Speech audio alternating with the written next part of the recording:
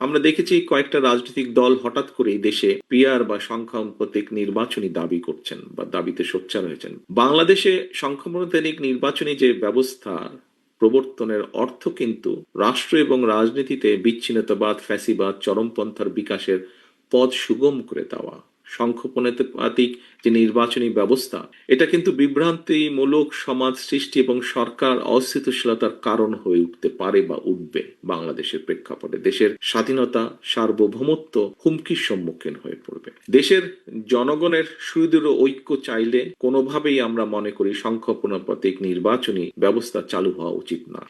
এই ধরনের দাবি উত্থাপনের বিষয়টিকে কোন দল গণতান্ত্রিক অধিকার হিসাবে দেখলেও, বিবেচনা করলেও দেশ এবং জনগণের সাথে বিএনপি বাংলাদেশকে সংখ্যানুপাতিক যে পিআর সিস্টেম, এই নির্বাচনী ব্যবস্থার জন্য উপযোগী নয় বলেই আমরা মনে করি।